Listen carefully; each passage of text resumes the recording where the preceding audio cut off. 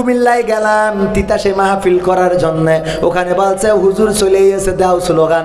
একজন কয় জয় বাংলা, জয় বাংলা স্লোগান মুখস্থ আছে না নাই?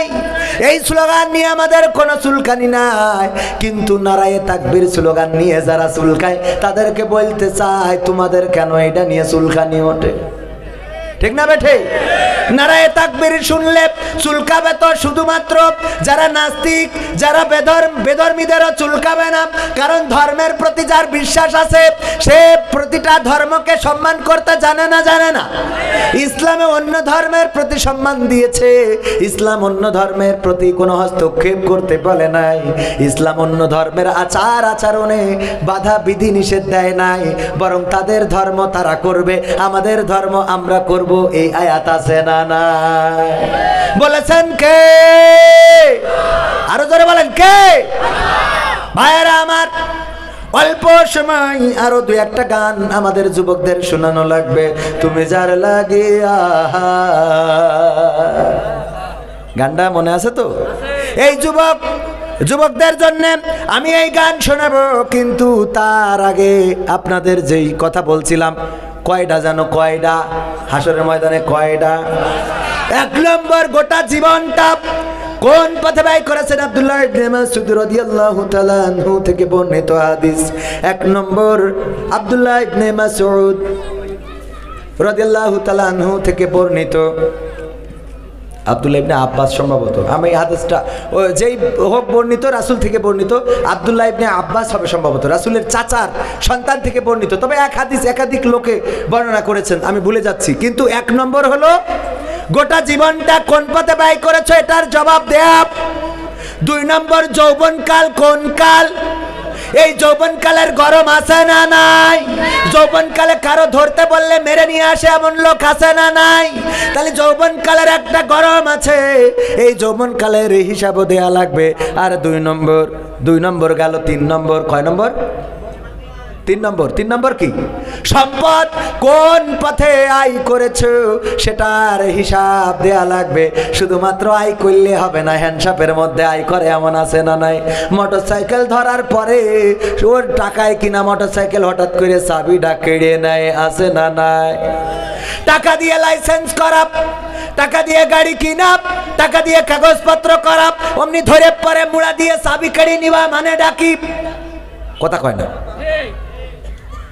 আইন আছে, আইনের কাজ করেন, সমস্যা নেই। দাঁড়ায় সে কাগজপাতি না দেখাইতে পারলে তার কেস আছে, জরিমানা আছে, দেওয়ার দরকার আছে না নেই? উনি ধরি পরে চাবি কেড়ে নেই। তবে বললো এই ব্যাপারে চাবি কেড়ার আইন না থাকলেও একটা কাজ করে, এরা আবার চাবি না কেড়ে নিলে নাকি ফসাদ করে স্টার্ট করে দৌড়বে। এই জন্যে আবার চাবি কেড়ে নেওয়া জায়েজ আছে। এই জন্যে কি, যদি দৌড় দেয় তাইলে চাবি কেড়ে নেওয়া জায়েজ আছে, কিন্তু যদি সে দৌড় মারা লোক না হয় তাহলে চাবি কাটার দরকার নেই। ভালোভাবে সে তার আইন কানুন দিয়ে চেক চাক করিয়ে যা কিছু করা দরকার করেন, কোনো অসুবিধে নেই। কিন্তু এই মোটরসাইকেল দুই চাকার যেভাবে ধরা হয়, এই নসিমন করিমন ওরা যে পরিবেশ নষ্ট করি আমাকে তেজ মেরে থিয়ে দিচ্ছে, ওটা কিটা কবে? কথা কয় না? ওদের কোনো লাইসেন্স আছে, কাগজপত্র আছে, ড্রাইভিং লাইসেন্স আছে, অথচ এই রোডে যান। আমাদের মাওলানা তারেক মনোয়ার সাহেব বলেছিলেন যদি মানে ড্রাইভারের পরে কোনো নোবেল পুরস্কার দেওয়ার ব্যবস্থা থাকতো তাহলে অবশ্যই নোবেল কর্তৃপক্ষ বাংলাদেশের নসিমন আর ড্রাইভারকে এই নোবেলটা দিত।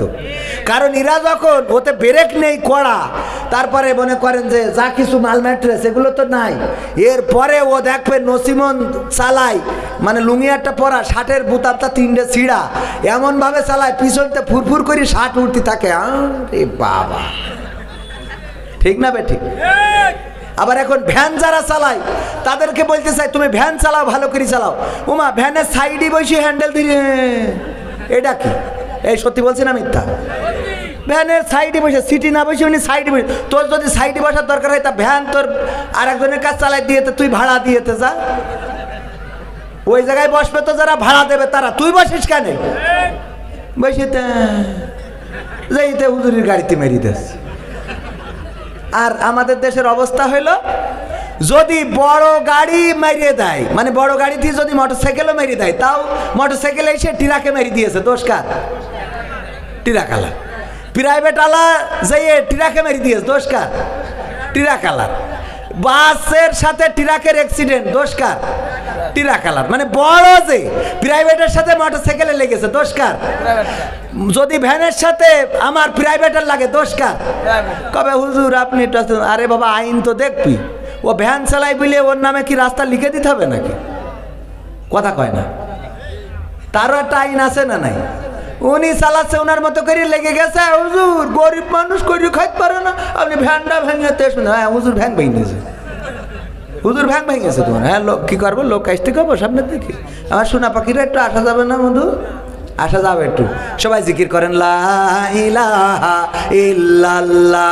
আর একটু আগে আসেন, আর একটু আগে আসেন আমার ভাইজানেরা, যুবকেরা একটু বসেন একটুখানি, আর অল্প সময়, আর অল্প কয়েক মিনিট, একটুখানি আগে আসেন। এখনো তো গান আমি শুরু করিনি, গান শোনাবো আমি চিনি না আজহারি, শোনাবো না? হ্যাঁ, তারপরে ভারতে আজকের এই মাহফিলটা 10 বছর ধরে হচ্ছে। মুজাদ্দেদে জামান আবু বকর সিদ্দিক রহমাতুল্লাহ আলাইহির প্রধান খলিফা, পাক ভারত উপমহাদেশের আলেমকুল শিরোমণি মরহুম আল্লামা রুহুল আমিন রহমাতুল্লাহ আলাইহির স্মৃতি স্মরণে আজকের এই মাহফিল। আমি বসিরহাট দরবার শরীফে গিয়েছি এবং সেখানে যাওয়ার পরে গত বছর আমি ওখানে আমাকে চিফ গেস্ট করা হয়েছিল, আমি সেখানে আলোচনা করেছি। ওখানকার মানুষ এই দরবারের প্রতি এতটাই ভালোবাসা তাদের যে আমার বললো হুজুর একটুখানি হাত বাড়ান, যেন দরবার, এই দরবারে মাদ্রাসা চলে, এই জায়গায় অনেক জনকল্যাণমূলক কাজ চলে, সবাই যেন সহযোগিতা করে। 2 হাত দিয়ে আমি টাকা নিয়ে পারি না, খালি শুধু দেওয়ার পরে আছে, আর আমি নিয়ে এই বগলদাবাদ দিয়ে খালি দিচ্ছি, দেন দেন দেন। এই ভিডিও আছে, আপনারা খুঁজে দেখেন। বসিরহাট দরবার শরীফে কবির বিন সামাদের ওয়াজ ও ভারত আলারাই ছেড়েছে, আমরা তো আর ওখানে ক্যামেরা নিয়ে গেছিলাম না, ওরাই ছেড়েছে। এই দরবারে যাওয়ার পরে সেখানে দেখলাম সেখানে শিরকিয়াতের কোনো গন্ধ নাই। মাজারে লেখাই আছে যে এই মাজারে, ওখানে যে মাজার আল্লামা রুহুল আমিন সাহেবের, ওখানে লেখাই আছে এই মাজারে দান করা, এই মাজারে সিজদা করা, এই মাজারে ওসিয়াত করা, এই মাজারের কাছে কিছু চাওয়া স্পষ্ট হারাম, শিরকের সমতুল্য, এটা করা যাবে না, ওখানে লেখাই আছে। কথা ঠিক আছে বাজান? মাজারের কাছে চাওয়া যাবে না? চাওয়া যাবে না। মাজার দিতে পারে, কবর দিতে পারে না। অনেকেই বলে হুজুর কবরের বিরুদ্ধে, না। কবর তো আমরা যখন উমরায় গিয়েছি জান্নাতুল বাকিতে, জান্নাতুল বাকিতে ঘুরে ঘুরে দেখি কিনা, প্রতিদিন ফজরের নামাজের পরে, ভাইজান গিয়েছেন না, উমরা করেছেন? যাবেন। আমার ভাই যদি উমরায় যান আমার মাধ্যমে যাবেন, আমার হজ কাফেলা আছে, শরীফ হজ গ্রুপ, যারা যেতে চান আমার সাথে যোগাযোগ করতে পারেন, অল্প খরচে নিয়ে যাব ইনশাআল্লাহ। আমরা অল্প খরচে নিয়ে যাই। আচ্ছা ও থাক, যারা গিয়েছে সভাপতি গিয়েছেন, সভাপতি গিয়েছে। মসজিদে নববীতে যাওয়ার পরে ফজরের নামাজের পরে জান্নাতুল বাকির গেট খুলে দেয়া হয়, সবাই জান্নাতুল বাকিতে যায়। কবর ঘুরে দেখে না, দেখে না, সেখানে ঘুরে ঘুরে দেখে না, বাধা দেয়া হয় না।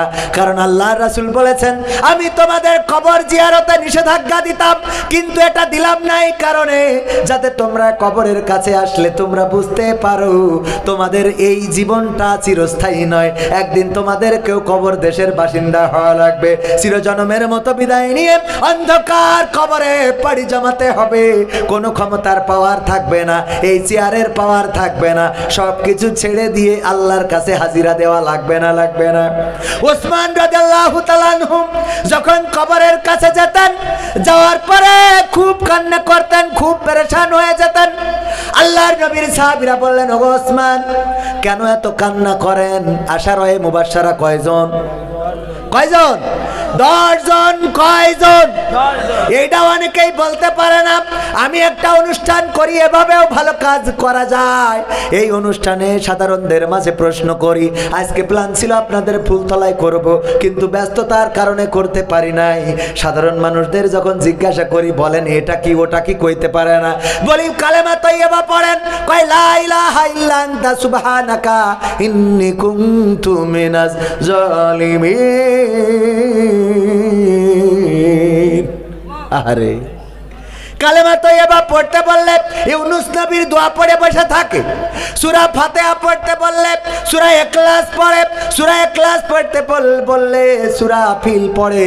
আবার অনেকেই বলে হুজুর সূরাটা জানি না, বলি নামাজে সিজদায় যে কি পড়েন জানি না, রুকুতে যে কি পড়েন জানি না, বলি জানা যায় যে দোয়াটা পড়া লাগে, বলেন পড়তে পারেন কিনা? আল্লাহুম্মা গফিরলি হাইয়িনা ওয়া মাইয়িতিনা ওয়া শাহিদিনা ওয়া গায়বিনা ওয়া সগীরিনা ওয়া কাবীরিনা ওয়া যাকারিনা ওয়া উনসানা। দোয়াটা পড়েন। কয় জানাজার দোয়া পারি না, বয়স 80 বছর, কবরে যাওয়ার জন্য উনার ডাক পড়ে গেছে, অথচ উনি জানাজার দোয়াটাও জানে না। আর এই 80 বছর বয়সে যতগুলো জানাজায় পড়েছে ওখান যেয়ে তালি বলেছে বেদের মেয়ে জোসনায় আমার কথা দিয়েছে, 80 বলে জোসনা ফাঁকি দিয়েছে। আল্লাহু আকবার। নাউজুবিল্লাহ বলবেন না? যদি না পারে তা বলবেটা কি? এই তো বলে নাকি? কিছুই পারেন না তা পড়েন ডাকি। এমনিতেই তো নামাজে গেলি যত